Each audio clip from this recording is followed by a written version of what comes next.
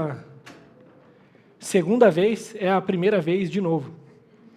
Eu gostaria de contar mais uma vez com a oração dos irmãos e com as leais exortações para que eu venha me aprimorar na exposição do texto da Sagrada Escritura. O expositor ele nunca se exclui do texto que prega. Este, em especial, fala muito ao meu coração. Para mim, pregar o texto bíblico é ensinar o que eu mesmo preciso aprender. É sempre na força e da graça e da misericórdia do nosso Deus. Antes da gente começar a exposição, eu gostaria de fazer um pequeno desafio de matemática. Talvez as nossas crianças possam me ajudar. Ela vai ser importante para uma ilustração ao longo da exposição. Seria mais ou menos assim. Imagina que aqui nessa posição tem um vaso. Depois eu falo o que tem dentro dele. Imagina que aqui tem um vaso. E aqui nessa posição onde está o púlpito, tem um outro vaso. Tem um outro vaso aqui. A distância entre os dois vasos tem 10 metros. 10 metros a distância entre eles. E eu estou exatamente no meio. Quantos metros tem entre eu e este vaso aqui? 5? Todo mundo? Se eu estou exatamente no meio e tem 10 metros, quantos metros tem entre eu e este outro vaso aqui? 5. Se eu der um passo agora na direção deste vaso, ou seja, estou no meio e dei um passo de 1 metro para perto deste vaso aqui, quantos metros tem agora aqui? 6. Todo mundo conseguiu? E aqui agora tem quantos metros? 4. Tá bom. Ok. Embora o tema do arrependimento seja essencial e central dentro do tema maior da salvação, e esteja presente na mensagem de João Batista, de Jesus e dos apóstolos, não vamos ler, mas podemos ver isso em Mateus 3:1, Marcos 1:14 e 15, Atos 17:30 e 31, ele certamente é um dos temas mais esquecidos ou ignorados.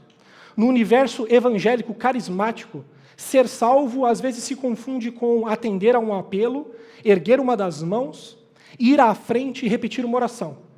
Essa prática, a herança de um pregador, pastor norte-americano chamado Charles Finney, tem enchido as igrejas de ímpios. Estes dificilmente voltam a ponderar a sua própria salvação, principalmente se, logo após, são inseridos em algum ministério e trabalham na igreja.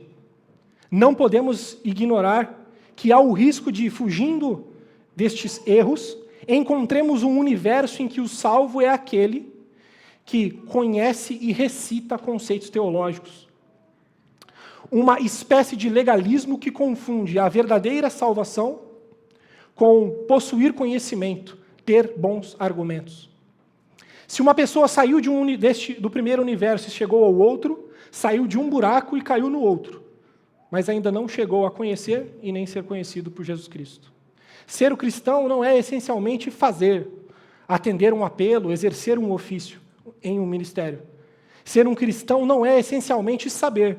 Um ímpio sabe ler, com uma Bíblia e uma sistemática na mão, pode recitar lindos conceitos que, embora presentes nas suas mentes, nunca lhes chega ao coração. Ser um cristão é essencialmente ser, é nascer de novo, é ser nova criatura, nascido do Espírito no lavar regenerador. Observe a pregação de Jesus, em Marcos 1, 14 e 15. Depois de João ter sido preso, foi Jesus para a Galiléia pregando o Evangelho de Deus, dizendo: o tempo está cumprido e o reino de Deus está próximo. Arrependei-vos e crede no Evangelho. O cristão, ou seja, o salvo, foi alcançado pelo verdadeiro Evangelho e responde em verdadeira fé e verdadeiro arrependimento. Frutos obrigatórios. Não é só fé, percebe? Arrependimento é marca obrigatória do coração salvo. Arrependimento é marca do cristão. Nós nos arrependemos quando cremos pela primeira vez e devemos continuar nos arrependendo por toda a nossa vida. Foi o que comentou Lutero na primeira das 95 teses. Lembra das 95 teses? Que ele colocou na porta da igreja de Wittenberg em 1517?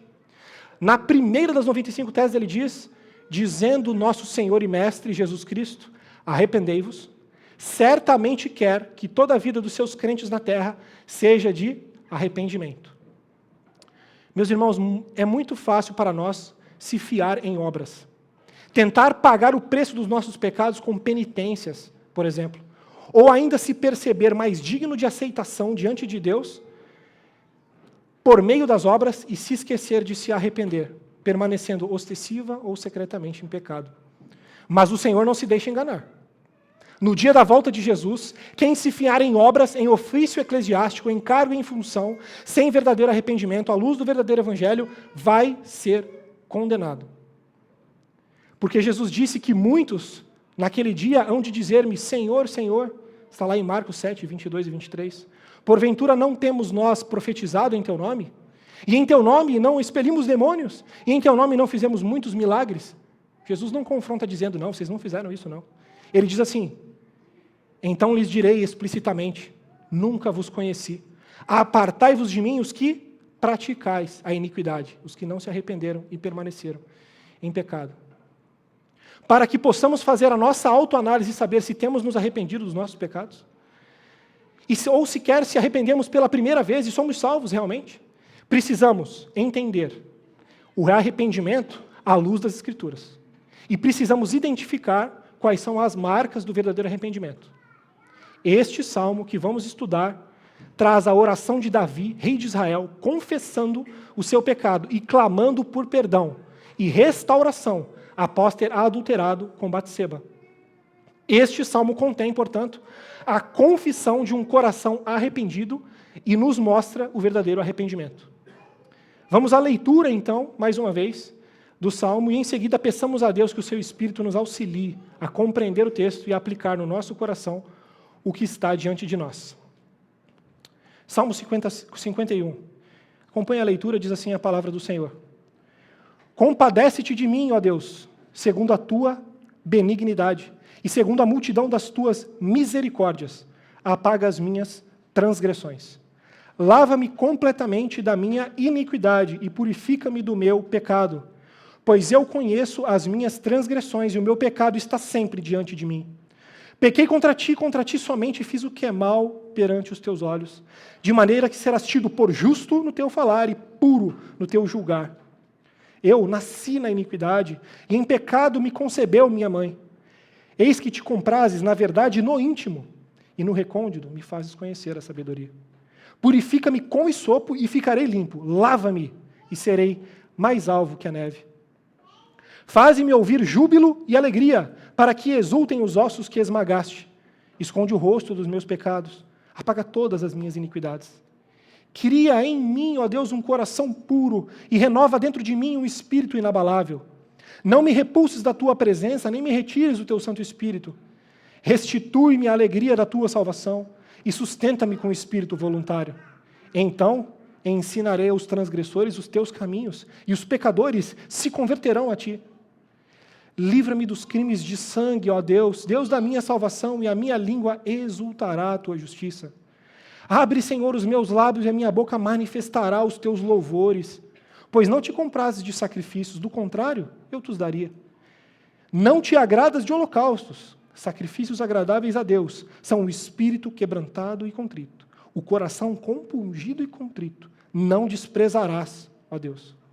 Faze bem a Sião, segundo a tua boa vontade, edifica os muros de Jerusalém.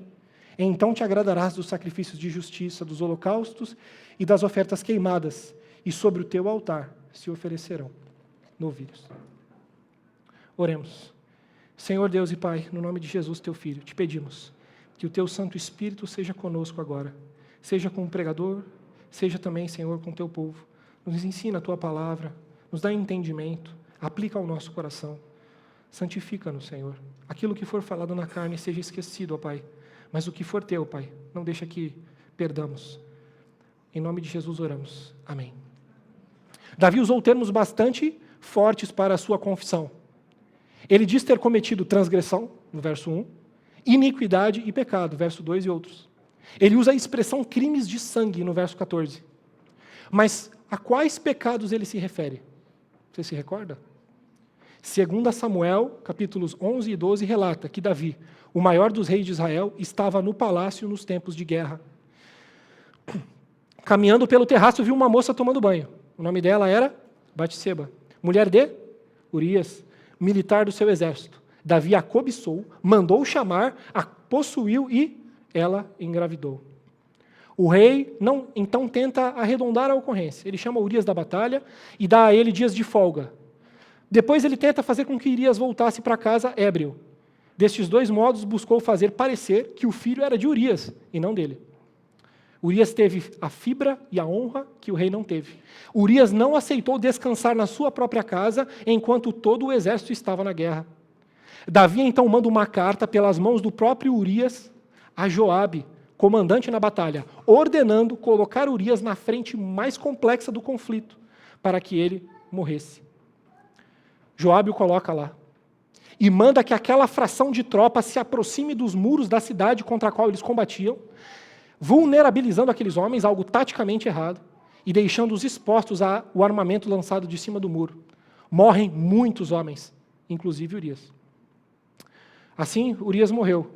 Em batalha, corajosamente entregou a sua vida pela nação de Israel e pelo seu rei, coisa que um rei no palácio não consegue fazer. Davi, então, mandou chamar Batseba, viúva agora, e a fez dela sua esposa. Pronto. Estava tudo certo para que aquela criança fosse dele, com o pecado muito bem escondido. Ninguém nunca iria saber. Pensou Davi. Mas o que é que diz o texto? 2 Samuel 11, 27b, 12, 1 e 12, 13. Porém, isto que Davi fizera, foi mal aos olhos do Senhor. O Senhor enviou então o profeta Natã a Davi para o confrontar do seu pecado. Davi percebeu o que ele fez. Ele se arrependeu. E Davi então disse a Natã: pequei contra o Senhor. O Senhor havia visto que Davi tinha sido idólatra de si mesmo, fazendo a sua vontade e não a do Senhor. Cobiçado Batseba, adulterado com ela, tentado enganar Urias, matado outros homens que foram expostos com Urias, traído todo o exército, administrando as tropas para um fim pessoal terrível, mentido sobre a condição em que a criança havia sido concebida. Meus irmãos, o Senhor vê todos os nossos pecados e conhece cada um deles detalhadamente. Se ninguém viu, Deus viu. Davi então começa a sua confissão, nos versos de 1 a 3. Compadece-te de mim, ó Deus, segundo a tua benignidade e segundo a multidão das tuas misericórdias, apaga as minhas transgressões. Lava-me completamente da minha iniquidade e purifica-me do meu pecado, pois eu conheço as minhas transgressões. Até a parte A do verso 3. Davi inicia a sua oração confessando ter cometido transgressão, iniquidade e pecado. Você sabe o que isso significa? Transgressão é rebelião, é revolta contra o Senhor, é fazer o que Ele não aprova. Iniquidade é impureza, sujeira, imoralidade, coisa vergonhosa. E pecado é errar o alvo, é não fazer o que Ele aprova, é não ser o que o Senhor deseja que nós sejamos. Davi tem plena consciência do seu estado. Não esconde nada, confessa o que ele fez com transparência. Ele abre o coração para Deus. Não traz argumentos, não traz justificativas, porque o pecador é culpado do seu pecado. E Deus é justo, juiz dos pecados. Todavia, não faria sentido apresentar-se apenas a um Deus que é juiz condenador. Mas Davi se lança a Deus porque sabe que o Senhor é misericordioso e compassivo. Ele mesmo relata no Salmo 103, nos versos de 8 a 14, que o Senhor é misericordioso e compassivo, longânimo e assaz benigno, não repreende perpetuamente, nem conserva para sempre a sua ira, não nos trata segundo os nossos pecados, nem retribui consoante as nossas iniquidades. Pois quanto o céu se alteia da terra, assim é grande a sua misericórdia para com os que o temem. Quanto dista o oriente do ocidente, assim afasta de nós as nossas transgressões. Como um pai se compadece de seus filhos, assim o Senhor se compadece dos que o temem. Pois Ele conhece a nossa estrutura e sabe que somos pó. O arrependimento vê as duas coisas. Vê a justa condenação dos pecados e vê um Deus de misericórdia. Assim, se lança a Ele quebrantado, mas confiante e esperançoso no favor divino. Lembremos aqui de Judas e Pedro. Judas traiu Jesus e só teve culpa.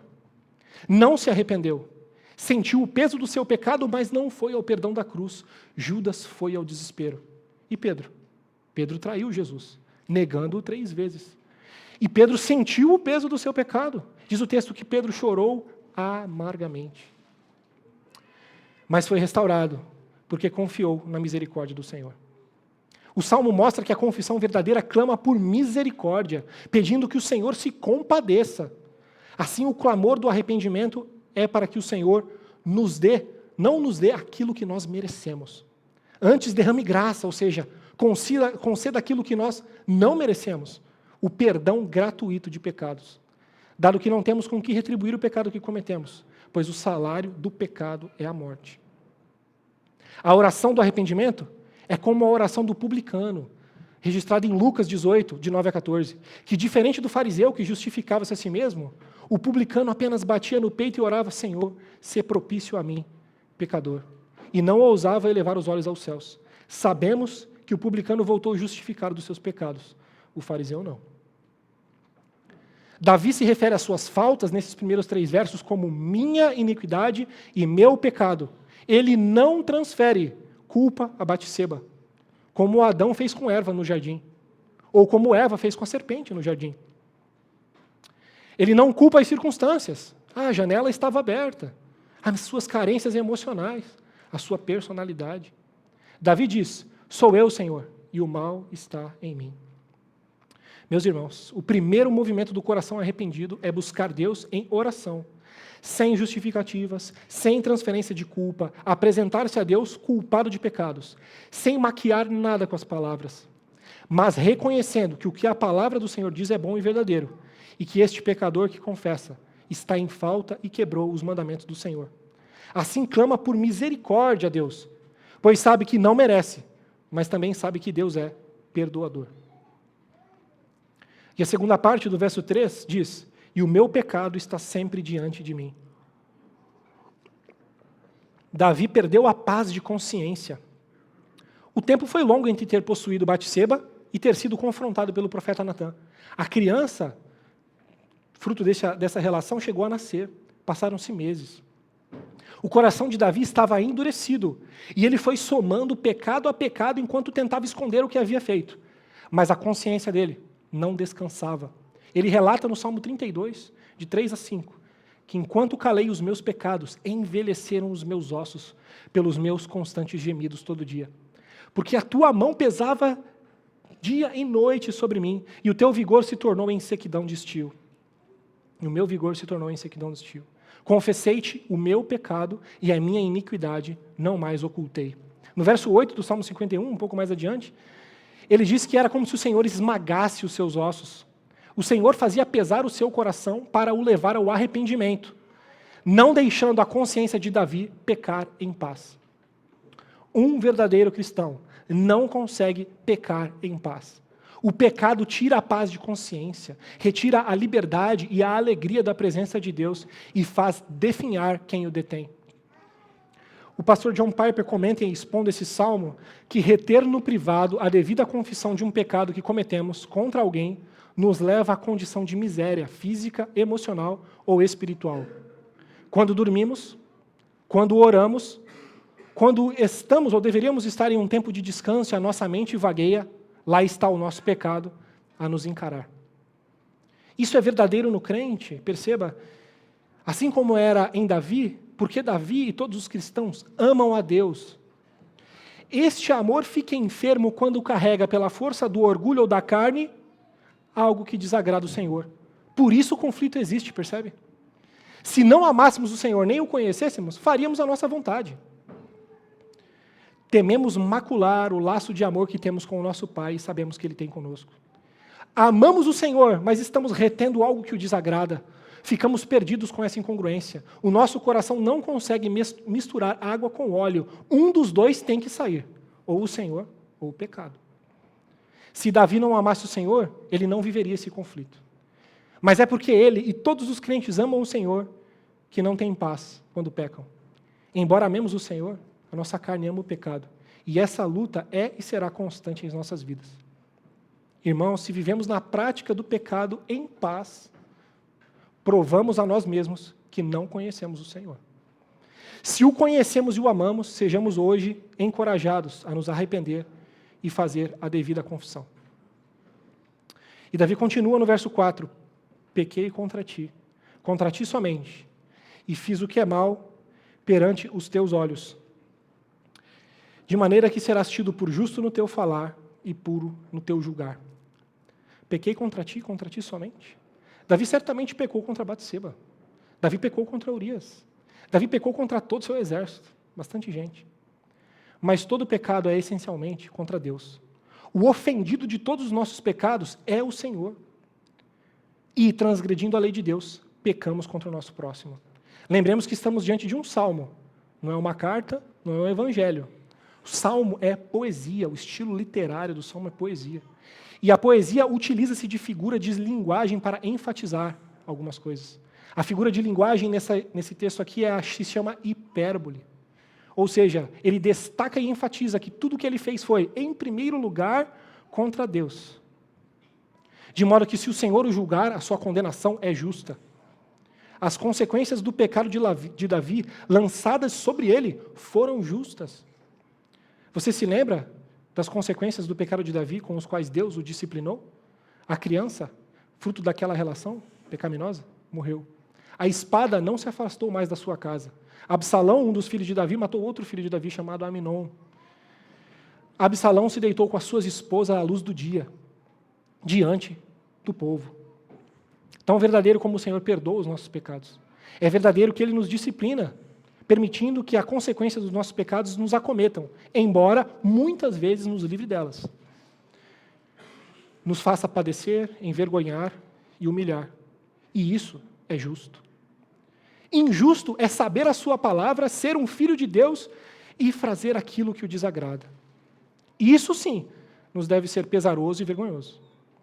Ou viver uma vida toda ignorando a Deus, não crendo nele, praticando toda sorte de pecados. É justo que o Senhor lance sobre os homens toda sorte de males, mas sabemos que Ele reverte em bem todos os males que permite recair sobre os seus filhos, fazendo que por meio destes sofrimentos Ele os faça cair em arrependimento.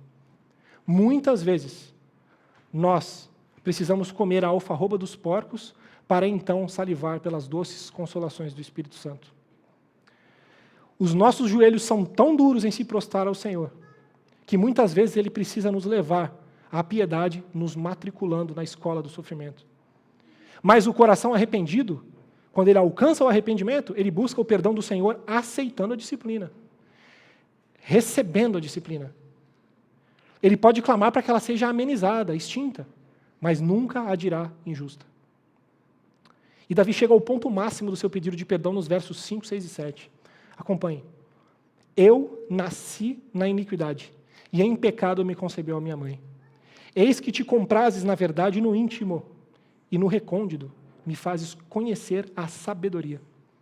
Purifica-me com hisopo e ficarei limpo. Lava-me e ficarei mais alvo que a neve.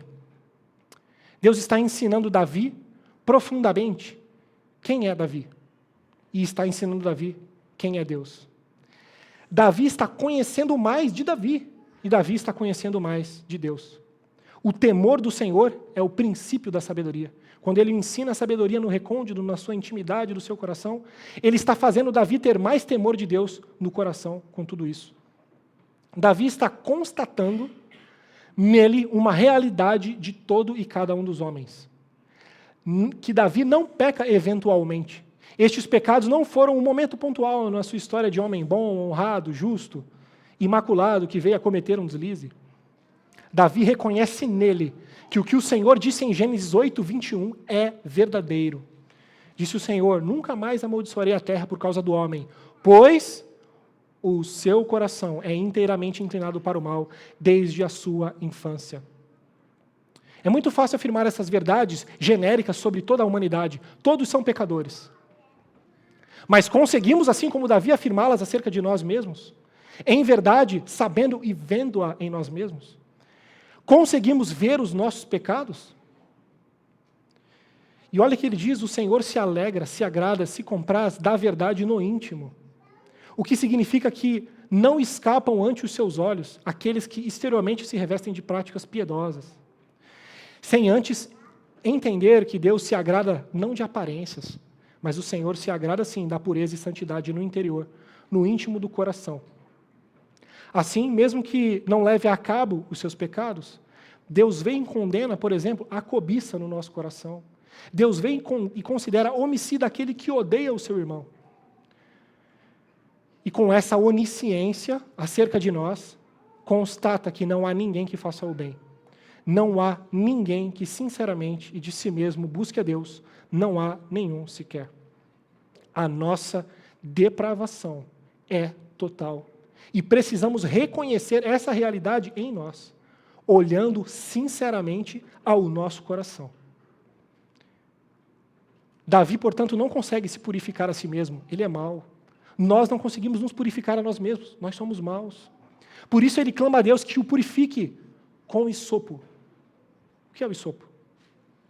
O hisopo é uma planta que foi utilizada pelos israelitas para evitar a praga dos primogênitos quando eram escravos no Egito. Com o hisopo, os israelitas deveriam passar sangue de um cordeiro imolado nos umbrais da porta de suas casas, a fim de que a morte passasse longe da casa deles. Davi estava ciente de que o salário do pecado é a morte, e sangue precisava ser derramado para pagar os seus pecados. Assim ele clama para que Deus proveja sangue purificador e com o hisopo o purifique. É isso que a expressão purifica-me com hisopo significa. Ele precisa de um sangue, de um cordeiro tal qual aquele do Egito, que possa o purificar e fazer a morte que ele merece passar longe dele. Ele precisa de um cordeiro, não um animal cujo sangue nunca pode perdoar pecados, mas de um que viesse de Deus. Ele fala: Senhor, me purifica. Que ele proviesse um sangue, que Deus proviesse um sangue, produzisse ou entregasse um sangue que lhe imputasse justiça enquanto sofria a sua morte. Estão reconhecendo pelo que Davi está clamando? Lhes parece familiar? Davi clama por Cristo Jesus, Cordeiro de Deus que viveu sem pecado e cujo sangue, este sim, pode purificar de toda a maldade. Jesus, ele foi transpassado pelas nossas transgressões e moído pelas nossas iniquidades. O castigo que nos traz a paz estava sobre ele e pelas suas pisaduras fomos sarados. Todos nós andávamos desgarrados como ovelhas, cada um se desviava pelo caminho, mas o Senhor fez recair sobre ele a iniquidade de todos nós. Ele foi oprimido e humilhado, mas não abriu a sua boca. Como o cordeiro foi levado ao matadouro, e como ovelha muda perante os seus tosquiadores, ele não abriu a boca. O sangue de Jesus é o único que pode purificar pecados. E Davi coloca nele toda a sua esperança. Este é o sangue que pode te reconciliar com Deus. Se creres de todo o coração que Jesus, Filho de Deus, Cordeiro de Deus, veio ao mundo e morreu por teus pecados, e se te arrepende dos teus pecados e confias totalmente que Deus pagou a punição que eles merecem em Cristo, Deus aplicará com hisopo este sangue sobre ti e te perdoará por completo. Observe os tamanhos dos pecados de Davi. Observe os tamanhos dos nossos pecados. Pecamos tão gravemente contra o Senhor. Lançamos-nos a cada imundícia. Fazemos o que o Senhor reprova e muitas vezes não fazemos o que Ele aprova. O nosso pecado é grande, mas onde abundou o pecado, superabundou a graça. O nosso pecado é grande, mas a sua graça é maior. Glória a Deus por isso. Não há pecado que Ele não possa perdoar. Se o Senhor nos purificar, mais alvo que a neve seremos. Davi continua a sua oração, no versos 8 e 9, dizendo: Faze-me ouvir júbilo e alegria, para que exultem os ossos que esmagaste. Esconde o rosto dos meus pecados e apaga todas as minhas iniquidades. A purificação com o hisopo era usada também para limpar cerimonialmente os israelitas. E se Davi perdeu a alegria pelo pecado e estava sem condições de prestar um culto alegre a Deus, o perdão do Senhor, que sabemos que está em Cristo Jesus, traria renovada alegria e exultante amor por tão grande salvação. Ele quer ouvir o júbilo dos perdoados, ele quer estar no culto do Senhor.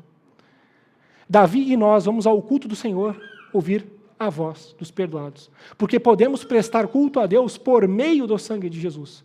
Por ele estamos cerimonialmente puros, limpos, e podemos nos alegrar por tão grande salvação. O arrependimento, como diz a próxima parte, também infunde medida considerável de vergonha no pecador. É por isso que ele diz para esconder o rosto do seu pecado. Vergonha é mais uma marca do verdadeiro arrependimento. Sabemos que o Senhor nos vê, isso nos constrange, mas não temos como ir a outro, senão a Ele mesmo, para que apague todas as nossas iniquidades. Davi agora vai fazer um clamor um pouco diferente. Nos versos 10, 11 e 12 ele diz: Cria em mim, ó Deus, um coração puro, e renova dentro de mim um espírito inabalável. Não me repulses da tua presença, nem me retires o teu Espírito Santo. Restitui-me a alegria da tua salvação e sustenta-me com o espírito voluntário. Nos versos de 1 a 9, o clamor de Davi se concentra em reconhecer e repulsar o seu pecado, clamando a Deus que o perdoe, que apague aquilo que ele fez, que o purifique daquilo que agora ele se envergonha. Ele está afastando-se do caminho do pecado no qual ele esteve seguindo. E nestes 3 versos ele faz uma petição diferente.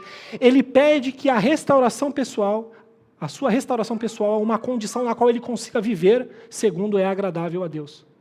Ele deseja este novo caminho de santidade e retidão, e pede que Deus o equipe para que ele permaneça em novidade de vida, com um revigorado vigor à obediência e à piedade. A confissão de Davi pode então ser dividida em 2 partes, do 1 ao 9 e depois nesses 3 versos, do 10 ao 12, onde vemos a rejeição ao pecado e o amor pela santidade, o afastar-se de uma vida antiga e o abraçar uma vida nova, o fugir de um caminho torto e clamar a Deus que o mantenha em um caminho reto, que é o seu verdadeiro desejo. Arrependimento, assim, meus irmãos, é uma disposição do coração, fruto da obra do Espírito Santo, que aplica o Evangelho ao indivíduo, constrangendo-o a repudiar os seus pecados e pedir perdão por eles, e a amar a santidade e viver em novidade de vida. Se fôssemos ilustrar o que o arrependimento é, ou o que ele causa em nós, esses 2 efeitos, seria mais ou menos assim. Imagina que aqui tem um vaso. E dentro desse vaso tem o mundo, a carne e o diabo. O nosso velho homem está aqui. E aqui tem um outro vaso onde está o púlpito. E neste vaso tem a boa, agradável e perfeita vontade do Senhor. E nós estamos aqui, no meio. E entre esses 2 vasos tem 10 metros. Se nós dermos um passo para este lado, à medida em que vemos essa distância aumentar, necessariamente vemos essa distância diminuir. Esse é o efeito do arrependimento em nós, ilustrado em algo simples. O arrependimento faz a gente odiar e querer distância, e rejeitar, e pedir perdão, e reparar os erros que fizemos com relação àquela antiga vida. Mas, ao mesmo tempo, precisa também fazer com que nós amemos uma vida nova, desejemos e busquemos santidade de todo o nosso coração. Vejamos agora como Davi clamou, então, para ser restaurado a fim de andar em santidade. No verso 10, que nós já lemos, ele começa pelo coração. Davi precisa de um novo coração. Sabemos que o coração é de onde procedem os caminhos da vida e de onde procedem as palavras da boca. Mas o nosso coração é enganoso e desesperadamente corrupto. Só tendo um novo coração para viver de modo agradável a Deus. Por isso Davi clama para que Deus crie nele um novo coração. Porque criar um novo coração é obra que só o Senhor pode fazer. Mas o Senhor pode fazer. E faz. A todo que se achega a Ele com o coração quebrantado e contrito, crendo nele. Assim, tão certo como a pessoa arrependida rejeita o pecado, ela passa a amar os estatutos do Senhor e desejar andar neles. Davi reconhece que é o Espírito do Senhor, no verso 11, quem opera nele estas obras. É porque ele está com o Senhor que ele pode governar com sabedoria. Davi não pondera aqui perda de salvação, não me retires o teu espírito. Ele não quer dizer aqui que ele supõe perder sua salvação. Mas ele lembra de outro rei que também pecou e foi dele retirada a sua capacidade de governar. Saul pecou contra o Senhor. Davi também. Saul, que não era salvo, quando perdeu a capacidade de governar, dada a ele pelo Espírito do Senhor, passou a ser atormentado, perdeu o trono em definitivo e morreu. Davi sabe que um governo justo não pode ser produzido pela sua força, mas ele é o rei. Assim, Davi clama para que a sua capacidade de governar, para que toda a sabedoria que ele precisa para estar ali, e pelo bem do povo também, que ele se mantenha na presença do Senhor e com o Espírito. Davi não quer viver o que Saul viveu. O coração arrependido tem medo dele mesmo. E se aproxima de Deus clamando pelo Espírito Santo, sem o qual sabe que só vai falhar. O verdadeiro arrependimento nos leva a depender totalmente de Deus. E no verso 12, nós vemos que o pecado atenta contra a alegria da salvação. E Davi, que clama por capacidade de obedecer, sabe que a obediência na força do mandamento somente é ineficaz. Ele já tinha a Torá e veio a pecar. A verdadeira força que leva à obediência é o constrangimento gerado no coração, regenerado, pelo perdão imerecido que Deus nos dá. É ali que nós temos força para obedecer. Assim como a prática do pecado endurece o coração e faz o pecador ter diminuída a sua alegria da salvação, ou até, às vezes até duvidar dela, o pecador arrependido e perdoado é aquecido a um renovado amor por Deus. Por isso ele clama. E nós sabemos que quem muito é perdoado, muito ama, conforme Lucas 7, 47 a 50. Não vamos ler, leia depois para relembrar essas palavras de Jesus. Quem muito é perdoado, muito ama. Certamente não há perdão pequeno. Mas, muitas vezes, a nossa compreensão acerca do nosso mal é que é pequena. Assim, o nosso amor pelo Senhor e pela obra redentora da cruz cresce à medida que Deus permite que nós conheçamos o tamanho dos nossos pecados. E nessa jornada de arrependimento, Ele vai nos guiando a amá-lo mais apaixonadamente. E tanto mais quanto brilhe o amor por Cristo e pela cruz no nosso coração, tanto mais seremos capazes de obedecer, movidos por gratidão. Davi está clamando, então, para que os seus olhos não percam de vista o perdão de pecados de tão grande salvação. E assim, o seu amor por Deus permanecerá aquecido e Deus o sustentará com prontidão para obedecer. Quem se arrepende verdadeiramente, meus irmãos, passa a amar mais a Deus do que amava antes. E logo, está mais disposto a obedecer do que antes. Quem vive uma vida de arrependimento colhe frutos preciosos. E Davi passa a relacionar alguns deles nos próximos versos. No verso 13, ele diz: então ensinarei os transgressores os teus caminhos, e os pecadores se converterão a ti. Livra-me dos crimes de sangue, ó Deus, Deus da minha salvação, e a minha língua exaltará a tua justiça. Abre, Senhor, os meus lábios, e a minha boca manifestará os teus louvores. Ensinar, exultar e alegrar, e louvar. Davi anunciaria a misericórdia que recebera do Senhor. E todos os que têm fome dessa mesma remissão, e que precisam desse mesmo perdão, cujo coração tem fome e sede de justiça, da justiça de Deus, está enfadado com seus pecados, precisando do mesmo perdão do Senhor, creriam e buscariam a mesma misericórdia. Davi se alegraria em Deus e o louvaria com todo fervor. É isso que ele diz nesses 3 versos.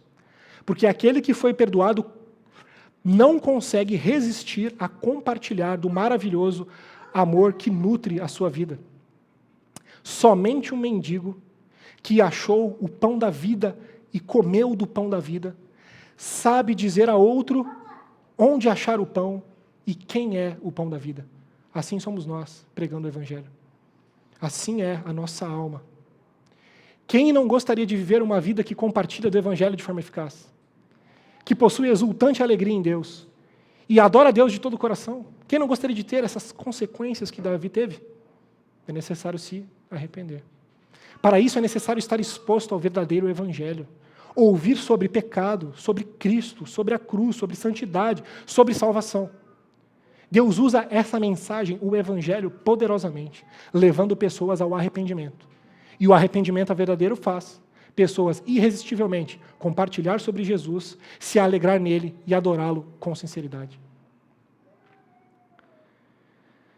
Pois não te comprases em sacrifícios, diz o verso 16. Do contrário, eu te os daria. Não te agradas de holocaustos. Sacrifícios agradáveis a Deus são o espírito quebrantado e coração compungido e contrito. Não o desprezarás, ó Deus. Davi sabe que Deus olha o coração. Ritual sem o coração é vazio. Há um contraste entre o verso 16 e o verso 17. É como se Davi dissesse assim: se fosse só trazer sacrifícios, sem que eu mesmo sinta o peso dos meus pecados, que os reconheça, que os aborreça em mim, eu teria feito, eu teria trazido. Mas não é isso que o Senhor requer. O Senhor requer um quebrantamento real de coração. O Senhor requer arrependimento. E o sacrifício? Que se confie no sacrifício, não dos animais, mas daquele que era representado naquele sacrifício de animais. Que se confie no sacrifício remidor de seu Filho, nosso Salvador. se hoje estiver em ti verdadeiro arrependimento e fé, no único Deus verdadeiro, que te mostrou Jesus Cristo, seu Filho, que morreu pelos seus pecados na cruz, e confessares os teus pecados, e lançar nele toda a sua esperança, com toda sinceridade, o Senhor não vai te desprezar, porque Ele não despreza um espírito quebrantado. Um coração contrito, Ele não despreza. Ele vai te receber como filho. Meus irmãos, nossos pecados trazem consequências muito maiores do que poderíamos imaginar. Davi se preocupa com as consequências do seu pecado, porque ele é o rei de Israel. Por isso ele ora no verso 18. E no verso 19 assim, faze bem a Sião, segundo a tua boa vontade, edifica os muros de Jerusalém. Então te agradarás dos sacrifícios de justiça, dos holocaustos e das ofertas queimadas, e sobre o teu altar se oferecerão novilhos. Deus pensa e age pactualmente.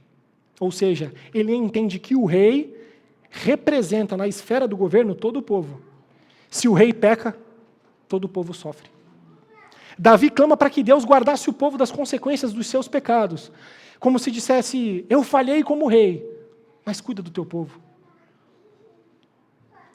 Davi pede que Deus não abandone o seu povo.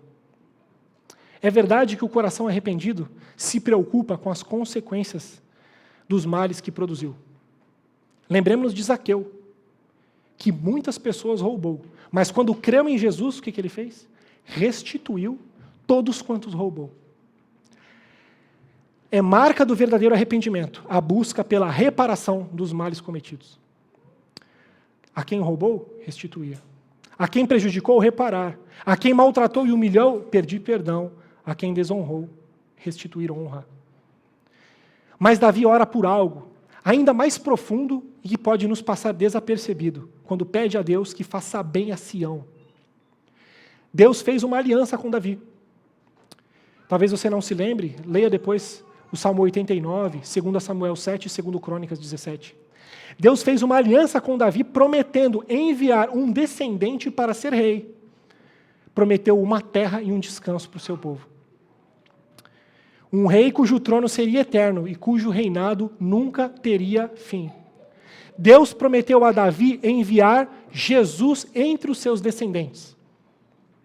Mas Davi pecou gravemente. Se ele fosse rejeitado como rei, como ficaria a aliança? E a promessa? O povo de Deus perderia o seu libertador, o seu rei eterno, a terra e o descanso prometidos, por conta do pecado de Davi? Então, por isso, Davi clama, faz bem a Sião, mantenha a tua promessa. Apesar de mim, Senhor, protege Sião, manda o teu ungido para governar eles melhor do que eu. Que reine sobre eles para sempre, Senhor. Que os proteja para sempre, que seja o seu resguardo. E nós sabemos como o Senhor respondeu essa oração. Veio o filho de Davi. O mundo não o conheceu, mas o mundo foi feito por ele. Foi o mais rejeitado dentre os homens. Morreu numa terrível morte de cruz, sem ter pecado algum. Derramou Jesus o seu sangue para lavar os pecados de Davi e de todos os que em Jesus creem. Porém, Deus o exaltou soberanamente e lhe deu um nome que está acima de todo nome. O fez assentar à destra da majestade nas alturas, e todas as coisas lhe estão sujeitas. O seu reino jamais terá fim.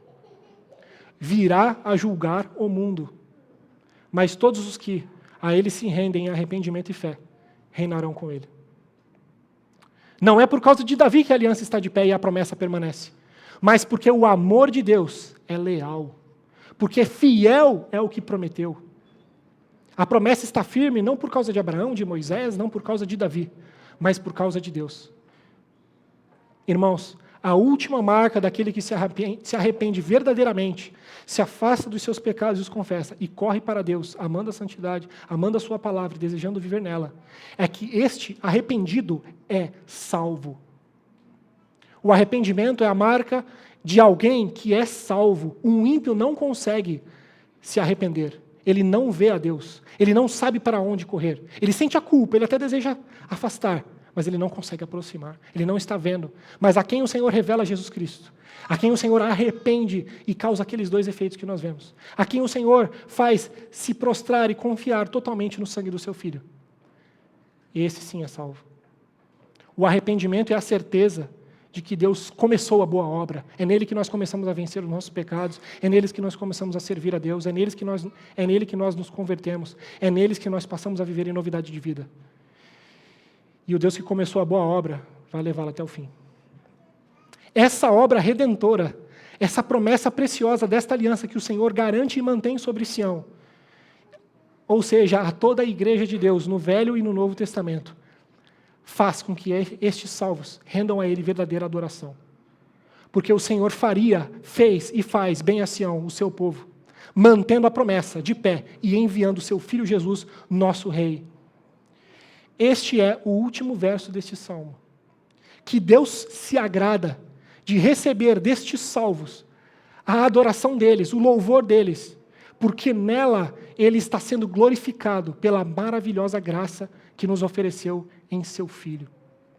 Glória a Deus por Jesus Cristo. Oremos. Senhor Deus e Pai, em nome de Jesus, teu Filho, entramos na tua santíssima presença, Senhor. Não por mérito, mas por Cristo. Enquanto o Senhor nos anunciava a tua palavra sobre arrependimento, o Senhor nos trouxe à memória as nossas falhas, Senhor. O Senhor nos fez ver onde temos falhado, Deus, os perdões que temos que pedir, onde temos transgredido a tua palavra, Senhor. Mas te amamos, Senhor, com todo o nosso coração. E assim não conseguimos mais orar como deveríamos, porque os nossos olhos não conseguem encarar os teus, Pai. O nosso amor está enfermo às vezes, Senhor. E ele fraqueja, Senhor. E ele nos entristece e nos tira a paz. Senhor, obrigado, Pai, porque o Senhor nos está levando ao arrependimento. Obrigado porque nós não somos órfãos, mas o Senhor nos disciplina e nos faz semelhante ao teu Filho Jesus. Senhor, que esse seja o nosso maior desejo, o nosso verdadeiro desejo. Pai, perdão pelos nossos pecados, Pai. Nos leva ao arrependimento. Sabemos que não vem de nós, é de Ti, nos leva ao arrependimento, Senhor. E te agradecemos, ó Deus, porque apesar de todas as coisas, no sangue de Jesus Cristo, já fomos lavados. Nos está proposta a vida eterna, Senhor. Mais alvo do que a neve somos, porque o Senhor derramou o sangue da propiciação nele. Obrigado, Senhor. O Senhor é o nosso Rei e nós te adoramos. Recebe a nossa adoração. No nome de Jesus oramos, ó Pai. Amém.